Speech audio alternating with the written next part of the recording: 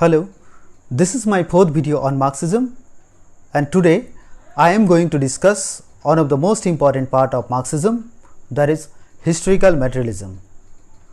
Through historical materialism, Marx and Engels try to explain the origin and development of society.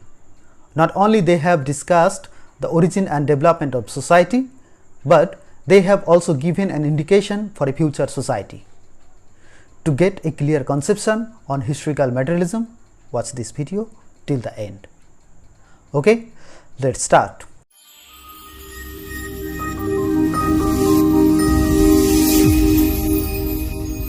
প্রথমেই আমরা সংক্ষেপে জেনে নেব ঐতিহাসিক বস্তুবাদ বলতে কী বোঝায়।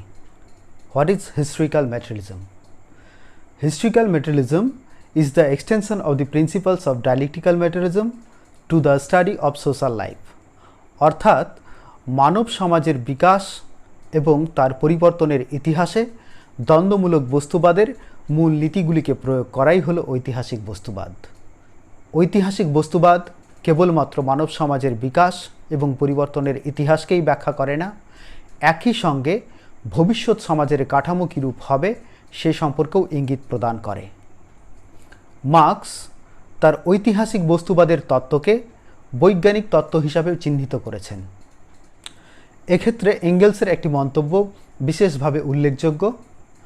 এঙ্গেলস মার্কসের সমাধিস্থলে প্রদত্ত এক বক্তৃতায় মন্তব্য করেছিলেন, Just as Darwin discovered the law of evolution in organic nature, so Marx discovered the law of evolution in human history. অর্থাৎ ডারউইন যেমন জীবজগতের বিবর্তনের মূল নীতিটি আবিষ্কার করেছিলেন, ঠিক একই রকমভাবে মার্কস মানব ইতিহাসের বিবর্তনের মূল সূত্রটি বৈজ্ঞানিকভাবে ব্যাখ্যা করেছেন। মরিস কনফোর্তের মতে ঐতিহাসিক বস্তুবাদ তিনটি মূল সূত্রের ভিত্তিতে মানব সমাজের বিকাশ এবং পরিবর্তনের ইতিহাসকে ব্যাখ্যা করে থাকে। এক, মানব সমাজের পরিবর্তন ও বিকাশ সুনির্দিষ্ট বৈজ্ঞানিক নিয়মেই হয়ে থাকে, অর্থাৎ দিন রাত বছর মাস সপ্তাহ ইত্যাদি যেমন একটি নির্দিষ্ট সাধারণ নিয়মে হয়ে থাকে, একই রকমভাবে মানব সমাজের পরিবর্তনও একটি নির্দিষ্ট সাধারণ নিয়ম অনুযায়ী হয়ে থাকে। দুই, মানুষের বৈষয়িক জীবনযাত্রার উপর ভিত্তি করেই তত্ত্ব, মতাদর্শ, প্রতিষ্ঠান ইত্যাদি গড়ে ওঠে।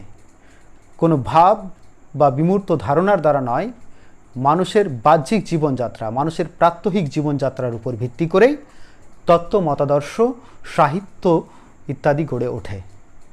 তিন, মানুষের বৈষয়িক জীবনযাত্রার উপর ভিত্তি করে গড়ে ওঠা তত্ত্ব, মতাদর্শ আবার মানুষের বৈষয়িক জীবনের উপর গুরুত্বপূর্ণ প্রভাব ফেলে। মার্কস মানব সমাজের বিকাশ এবং পরিবর্তনের যে বৈজ্ঞানিক ব্যাখ্যা দিয়েছেন, এখন আমরা সে সম্পর্কে জানব। পুঁজিবাদী সমাজে শ্রমিক শ্রেণীর অসহায় অবস্থা, তাদের দারিদ্রতা, শ্রমিক শ্রেণীর উপর অত্যাচার, নিপীড়ন ইত্যাদির কারণ অনুসন্ধান করতে গিয়ে মার্কস ও এঙ্গেলস বৈজ্ঞানিক দৃষ্টিভঙ্গিতে অর্থাৎ বস্তুবাদী দৃষ্টিভঙ্গিতে মানব সমাজের বিকাশ এবং পরিবর্তনকে ব্যাখ্যা করেছেন। মার্কস ও এঙ্গেলস দেখিয়েছেন ইতিহাসে যুগে যুগে যে বিভিন্ন সমাজের সৃষ্টি হয়েছে, প্রত্যেক সমাজের বিকাশের মূল কারণ হল দুটি পরস্পর বিরোধী শ্রেণীর অস্তিত্ব, এবং এই দুটি পরস্পর বিরোধী শ্রেণীর মধ্যে দ্বন্দ্বের ফলে সমাজের বিকাশ এবং পরিবর্তন ঘটে। মার্কস যথার্থই বলেছেন, the history of all hitherto existing society is the history of class struggle. অর্থাৎ ইতিহাসে আজ পর্যন্ত যত সমাজ দেখা গেছে তাদের প্রত্যেকেরই ইতিহাস হল শ্রেণী সংগ্রামের ইতিহাস। মার্কস বলেছেন, ইতিহাসে যে শ্রেণী সংগ্রাম দেখা দেয় সেই শ্রেণী সংগ্রামের পেছনে মূল কারণ হল সমাজের উৎপাদন পদ্ধতি, মুড অফ প্রোডাকশন, সমাজের অর্থনীতি। সমাজের অর্থনীতি বা মুড অফ প্রোডাকশনকে কেন্দ্র করেই সমাজে দুটি পরস্পর বিরোধী শ্রেণীর উদ্ভব হয় এবং তাদের মধ্যে দ্বন্দ্বের ফলে সমাজের বিকাশ এবং পরিবর্তন ঘটে। মার্কস ঐতিহাসিক বস্তুবাদের আলোচনায় দেখিয়েছেন উৎপাদন পদ্ধতিকে কেন্দ্র করে কিভাবে সমাজে দুটি পরস্পর বিরোধী শ্রেণীর উদ্ভব ঘটে এবং এই দুটি পরস্পর বিরোধী শ্রেণীর মধ্যে দ্বন্দ্বের ফলে সমাজের বিকাশ এবং পরিবর্তন ঘটে। এক্ষেত্রে মার্কস সৃষ্টির সূচনা লগ্ন থেকে শুরু করে পুঁজিবাদী সমাজ পর্যন্ত সমাজকে 4টি স্তরে বিভক্ত করেছেন। 1. আদি সাম্যবাদী সমাজ, 2. দাস সমাজ, 3. সামন্ত সমাজ, 4. পুঁজিবাদী সমাজ। মার্কস দেখিয়েছেন আদি সাম্যবাদী সমাজে কোনো রকম শ্রেণী শোষণ বা শ্রেণী বৈষম্যের অস্তিত্ব ছিল না। সেখানে মানুষ নিজের প্রয়োজন অনুযায়ী খাদ্যদ্রব্য সংগ্রহ করত এবং জীবনযাপন করত।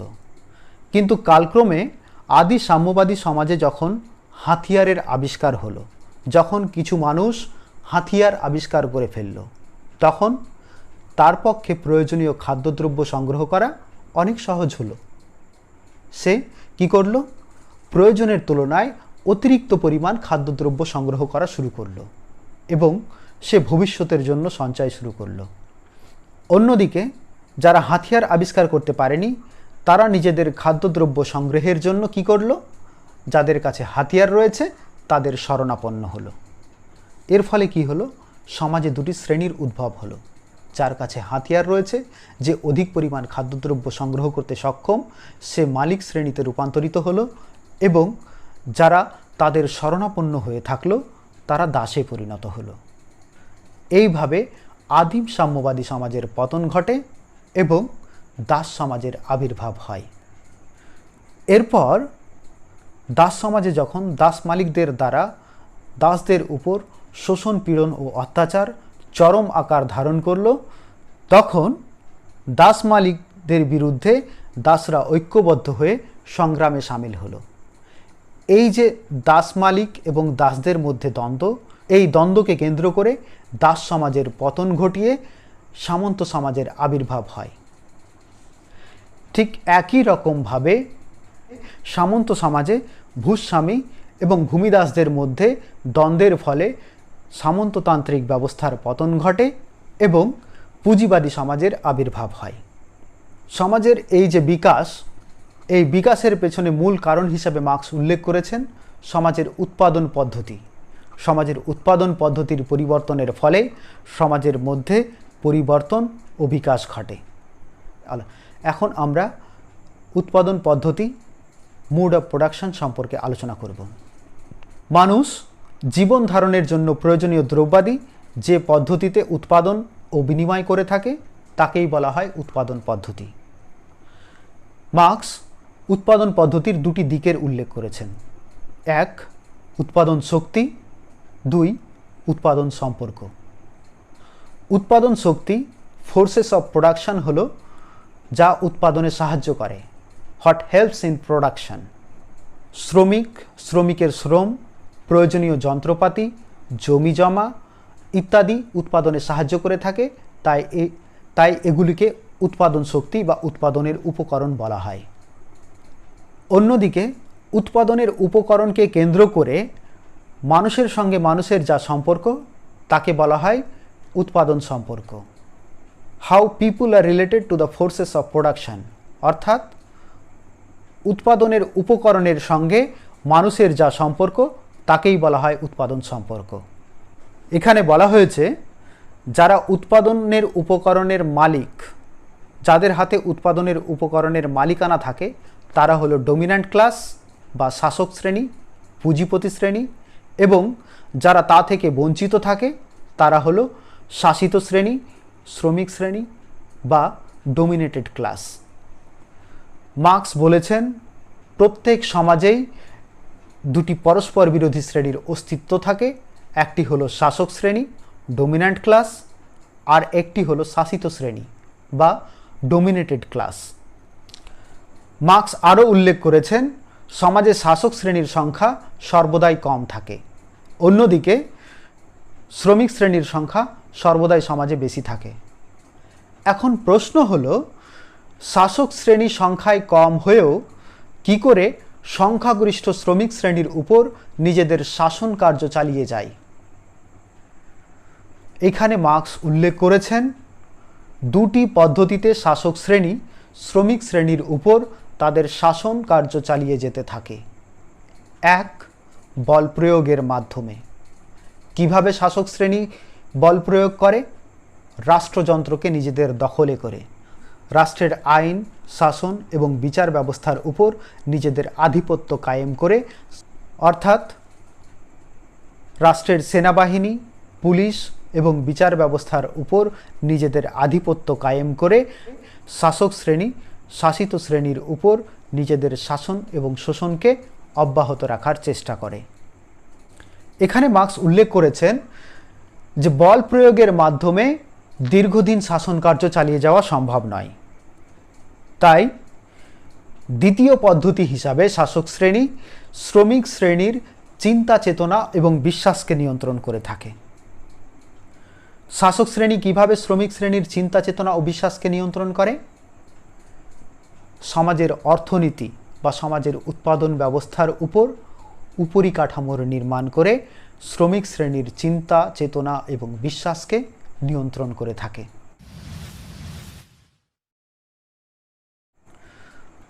মার্কস বলেছেন সমাজের উৎপাদন পদ্ধতি বা সমাজের অর্থনীতি হলো সমাজের ভিত্তি। আমরা আলোচনার মধ্যেই জেনেছি যে উৎপাদনের উপকরণের মালিকানা যাদের হাতে থাকে তারা হলো শাসক শ্রেণী বা ডমিন্যান্ট ক্লাস, এবং যারা এই অধিকার থেকে বঞ্চিত তারা হলো ডমিনেটেড ক্লাস বা শাসিত শ্রেণী। শাসক শ্রেণী শাসিত শ্রেণীকে নিয়ন্ত্রণে রাখার জন্য, সমাজের স্থিতি অবস্থাকে বজায় রাখার জন্য সমাজের উৎপাদন ব্যবস্থার উপর বা সমাজের অর্থনীতির উপর উপরিকাঠামোর নির্মাণ করে থাকে। উৎপাদন ব্যবস্থার যে দুটি দিক আমরা জেনেছি, উৎপাদন শক্তি এবং উৎপাদন সম্পর্ক। উৎপাদন শক্তি হলো গতিশীল, কারণ নিত্য নতুন যন্ত্রপাতির আবিষ্কার উৎপাদন শক্তিকে অধিক গতিশীল করে তোলে। এর ফলে উৎপাদন ব্যবস্থায় অধিক পরিমাণে উৎপাদন সম্ভব হয়, কিন্তু পুঁজিপতি শ্রেণী নিজেদের মুনাফাকে ধরে রাখার জন্য, নিজেদের আধিপত্যকে ধরে রাখার জন্য উৎপাদন সম্পর্কের কোনো রকম পরিবর্তন আনতে চায় না। তারা সমাজের স্থিতি অবস্থাকে বজায় রাখার চেষ্টা করে। এই জন্য সমাজের অর্থনীতির উপর তারা উপরিকাঠামোর নির্মাণ করে। উপরিকাঠামোর মাধ্যমে শাসক শ্রেণী সমাজের স্থিতি অবস্থাকে বজায় রাখার চেষ্টা করে। উপরিকাঠামো নির্মাণের মাধ্যমে শাসক শ্রেণী সমাজে যে শ্রেণী বৈষম্য বর্তমান, সমাজে যে শ্রম বিভাজন বর্তমান, সমাজে যে শাসক এবং শাসিতের মধ্যে অর্থনৈতিক ক্ষেত্রে বিস্তর পার্থক্য বর্তমান, সেই বিস্তর পার্থক্যকে বজায় রাখার জন্য, তাকে বৈধতা দেওয়ার জন্য উপরিকাঠামোর নির্মাণ করে থাকে। অর্থাৎ রাষ্ট্রের যে আইন, শাসন, বিচার ব্যবস্থা, রাষ্ট্রের সাহিত্য, সংস্কৃতি ইত্যাদির যে উদ্ভব ঘটানো হয়, এই সকল ব্যবস্থা কেবলমাত্র শ্রমিক শ্রেণীকে বঞ্চিত করে রাখার জন্য, শ্রমিক শ্রেণীর মধ্যে ফলস কনসিয়াসনেস অর্থাৎ ভুল ধারণার বশবর্তী করে রাখার জন্য, নিজেদের সমাজের স্থিতি অবস্থাকে বজায় রাখার জন্য শাসক শ্রেণী উপরিকাঠামোর নির্মাণ করে থাকে। সমাজে যে অসাম্য বৈষম্য বিরাজমান রয়েছে সেটা ন্যায্য, সঠিক এবং বৈধ। শ্রমিক শ্রেণী যতদিন পর্যন্ত এই ভুল ধারণা বা ফলস কনসিয়াসনেসের বশবর্তী হয়ে থাকবে ততদিন পর্যন্ত সমাজে স্থিতি অবস্থা বজায় থাকবে, এবং শ্রমিক শ্রেণী শ্রেণীর মধ্যে শ্রেণী বা ক্লাস ইন ইটসেলফ এর বশবর্তী হয়ে থাকবে। ক্লাস ইন ইটসেলফ এই ধারণার মাধ্যমে মার্কস বোঝাতে চেয়েছেন শ্রমিক শ্রেণীকে যে শোষণ করা হচ্ছে, শ্রমিক শ্রেণীকে যে তাদের অধিকার থেকে বঞ্চিত করা হচ্ছে, সে সম্পর্কে শ্রমিক শ্রেণীর মধ্যে কোনো রকম চেতনার উদ্ভব ঘটেনি, কোনো রকম চেতনার উদয় হয়নি।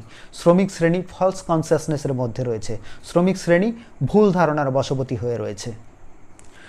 মার্কস বলেছেন শ্রমিক শ্রেণী যখন এই ভুল ধারণা থেকে বেরিয়ে এসে নিজেদের অধিকার সম্পর্কে সচেতন হবে, তখন শ্রমিক শ্রেণীর মধ্যে ক্লাস ফর ইটসেলফ বা শ্রেণীর জন্য শ্রেণী এই ধারণার উদ্ভব হবে। তখন শ্রমিক শ্রেণী ঐক্যবদ্ধ হয়ে সর্বহারার একনায়কত্বের প্রতিষ্ঠা করবে এবং পুঁজিপতিদের বিরুদ্ধে ঐক্যবদ্ধ সংগ্রামে সামিল হয়ে পুঁজিবাদী সমাজের অবসান ঘটিয়ে সমাজতান্ত্রিক সমাজের উদ্ভব ঘটাবে। আমরা এ সম্পর্কে আরও বিস্তারিত জানব শ্রেণী এবং শ্রেণী সংগ্রামের আলোচনায়। আজকের আলোচনা থেকে আমরা যা জানতে পারলাম, ঐতিহাসিক বস্তুবাদের মূল কথা হলো এই: সমাজের পরিবর্তন বা বিকাশ কোনো ঐশ্বরিক শক্তির দ্বারা হয় না বা কোনো একক ব্যক্তির ইচ্ছার দ্বারা হয় না। সমাজের উৎপাদন ব্যবস্থার পরিবর্তনের ফলে, সমাজে দুটি পরস্পর বিরোধী শ্রেণীর দ্বন্দ্বের ফলে সমাজের বিকাশ এবং পরিবর্তন ঘটে। আজ এ পর্যন্তই। পরবর্তী ভিডিওতে আমি শ্রেণী এবং শ্রেণী সংগ্রাম সম্পর্কে আলোচনা করব। ধন্যবাদ।